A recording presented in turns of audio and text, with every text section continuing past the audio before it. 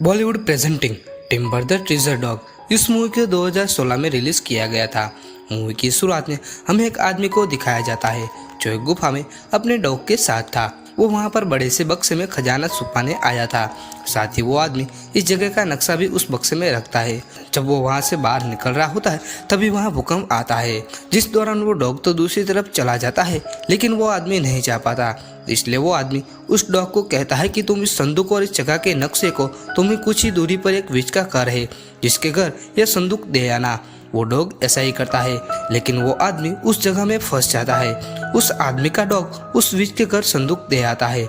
इसके बाद का हमें सीन दिखाया जाता है जहाँ पर एक आदमी जिसका नाम एमिड था वो यह कहानी सुना रहा था कि कैसे वो आदमी गुफा में दफन हो गया था। लेकिन यहाँ पर हमें पता चलता है कि एमिड के बेटे का जो दोस्त था उसके अंकल से एमिड ने कुछ पैसे उधार लिए थे। वो आदमी अपने पैसे वापस लेने के लिए उधर ही आ जाता है। साथ ही वो बहुत ही ज्यादा इंटरेस्ट मांगता है। वो आदमी 5 दिन की मोहलत देता है। 5 दिन के अंदर उसको सारे पैसे लौटाने होंगे। अगर उसने ऐसा नहीं किया तो उसका घर और फार्म हड़प लिया जाएगा। वो आदमी ये कहकर वहाँ से चला जाता है।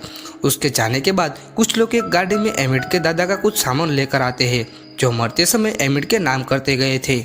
यहाँ पर एमिड को एक बड़ा सा बक्सा दिया जाता है। एमिड उसको देखकर बहुत ही ज्यादा खुश हो जाता है। वो ये सोच रहा था कि शायद उसको बहुत ही ज्यादा पैसे मिलेंगे जो हमारे काम आएंगे, जिसकी हेल्प से मैं सारा कर्ज भर दूंगा। लेकिन एमिड जब उस बॉक्स को खोलता है तो उसमें से एक डॉग था जिसको वो आदमी टिम्बर कहकर बुलाया करता था। एमिड उस डॉग को अपने दोनों बच्चों को सौंप कर काम करने के लिए शहर चला जाता है ताकि वो कुछ पैसे कमा सके। साथ ही वो अपनी बड़ी बेटी को जिम्मेदारी देता है कि तुमको सारे बच्चों का ख्याल रखना होगा। एमिड का बेटा उसकी दोस्त की बेटी के साथ उस बॉक्स को उठाकर अंदर लेकर आता है जिसके अंदर टिम्बर था।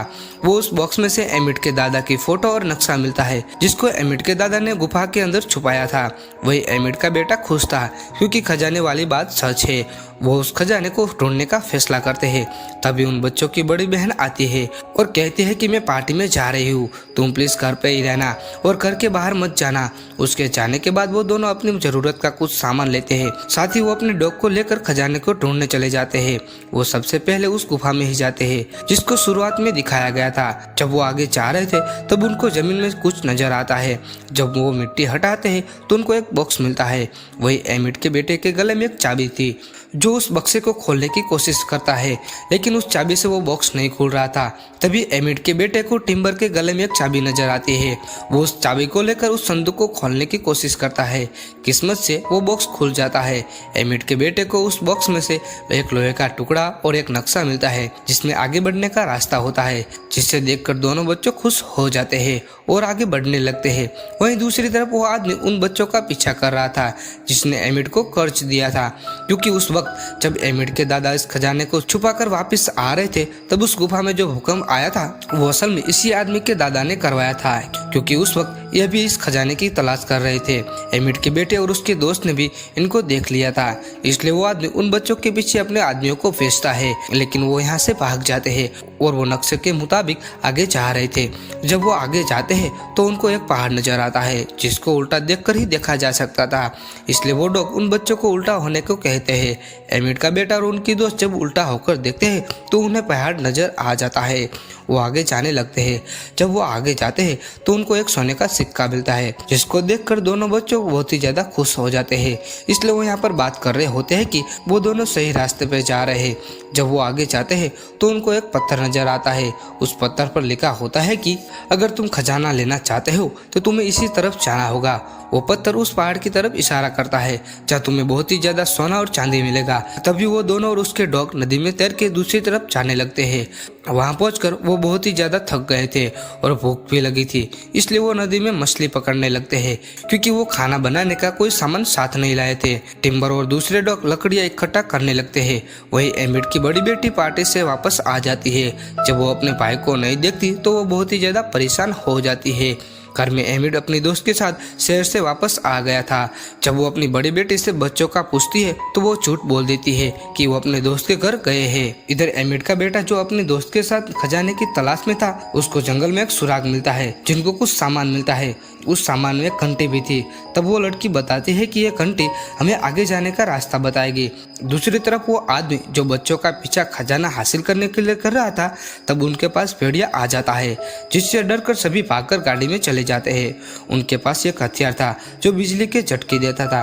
वो हथियार भेड़िया पर लगाने की कोशिश करते हैं, लेकिन वो गलती से दूसरे आदमी को टच हो जाता है, जिसकी वजह से सबको बिजली के झटके मिलते हैं। एमिट भी परेशान था क्योंकि बच्चे अभी भी घर नहीं आए थे, इसलिए उनको ढूंढने के लिए निकल जाते हैं। उधर एमिट के बेटे की दोस्त के पास ट्रैकिंग डिवाइस थी, जिसकी हेल्प से एमिट उसको ढूंढने के लिए निकल गया था। वहीं बच्चे आगे बढ़ते हुए उसी विश के घर आ जाते हैं, जिसको बहुत सालों पहले एमिट के दादा के डॉग ने एक बॉक्स और कुछ सामान दिया था। वो जादूगरनी कोई आम जादूगरनी नहीं थी, वो तो एक अच्छी जादूगरनी थी। जब वो बच्चों को ऐसे थका हुआ देखती है तो उनको अंदर आने का कहती है और एमिट के बेटे की दोस्ती की चोटों पर दवाई लगाती है। और वो कहती है कि मैं अपनी माँ के साथ रहती हूँ जो भी बाहर गई हुई है। एमिट का बेटा जब अपने बारे में बताता है तो जादूगरनी कहती है कि उसके डैड के दादा का नाम लेकर कहती है कि क्या तुम इन्हें जानते हो। वो कहता है कि हाँ, वो मेरे डैड के दादा थे। तभी वो जादूगरनी उसको एक बॉक्स देती है जो बहुत सालों पहले उसके डैड के दादा के कहने पर डॉग ने यहाँ पर रखा था। वो बताती है कि मेरे खानदान के लोगों ने इसको संभाल कर रखा था। साथ ही वो बताती है कि अगर तुम उसके रिश्तेदार हो तो तुम इसको ले जा सकते हो। एमिट का बेटा उस बॉक्स को अपने गले में लटकी चाबी से मदद से खोलने की कोशिश करता है और वो बॉक्स खुल जाता है। इसमें से उनको एक छोटी सी कुल्हाड़ी और आगे जाने का नक्शा मिलता है। जब वो बाहर देखते हैं तो वो आदमी वहाँ आ गए थे जो इनका पीछा कर रहे थे, मगर वो जादूगरनी अपने घर के खुफिया रास्ते से बच्चों को घर से बाहर जाने का रास्ता दिखाती है। तभी उसी जादूगरनी के घर के दरवाजे पर वो आदमी आ गया था जो बच्चों का पीछा कर रहा था। वो जादूगरनी से पूछता है कि बच्चे कहाँ पर है, जिस पर वो झूठ बोलती है कि वो कोई बच्चों को नहीं जानती। वो आदमी बिजली के झटके देने वाली डिवाइस दिखाकर डराता है।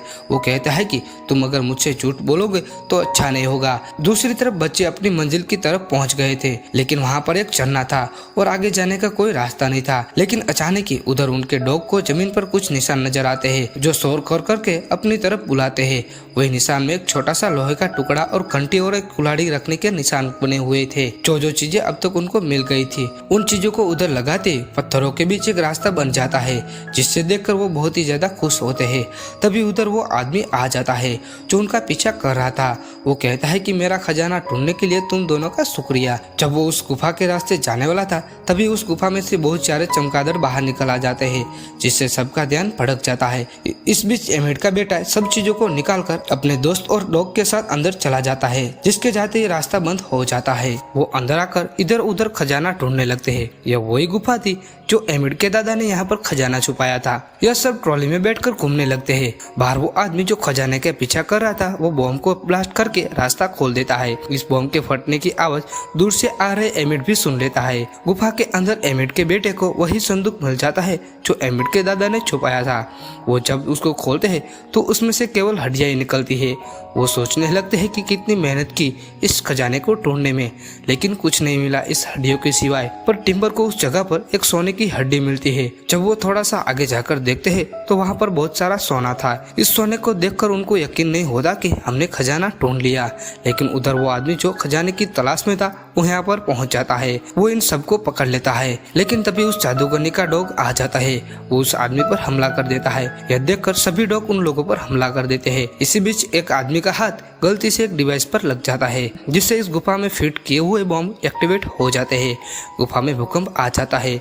सभी लोग बाहर की तरफ भागने लगते हैं, लेकिन खजाना अंदर ही रह गया था। बाहर आकर वो आदमी सबको बिजली के झटके देने वाली मिशन दिखाकर सबको डराता है और कहता है कि ये खजाना मेरा है। लेकिन तभी एमिट के बेटे का डॉग आकर उस आदमी पर हमला कर देते हैं, जिस दौरान बिजली के झटके देने वाली मशीन गलती से ऑन हो जाती है और उन तीनों को आदमी को बिजली के झटके मिलते हैं, जिसको देखकर सब लोग हंसने लगते हैं। कुछ वक्त के बाद एमिट बोलता है कि हमने खजाना तो ढूंढ लिया, लेकिन हमको मिला नहीं। वो कहता है कि 5 दिन के अंदर हमारा घर और साथ ही खेत भी हमसे छीन लिया जाएगा। यहाँ पर सब लोग हताश हो जाते हैं, लेकिन तभी टिम्बर एक सोने की हड्डी को लेकर बाहर आता है। एमिट बोलता है कि इसको बेचकर हम सारा कर्ज चुका सकते हैं और सभी लोग खुश हो जाते हैं। इसी के साथ ही यह मूवी यहाँ पर खत्म होती है। अगर ये मूवी आपको अच्छी लगी हो तो हमें कमेंट करके जरूर बताना और आगे ऐसे वीडियो देखने के लिए हमारे चैनल को जरूर सब्सक्राइब करें, ताकि आपको ऐसे मूवी के एक्सप्लेनेशन वाले वीडियो मिलते रहे। जय हिंद, वंदे मातरम। Thank you for watching.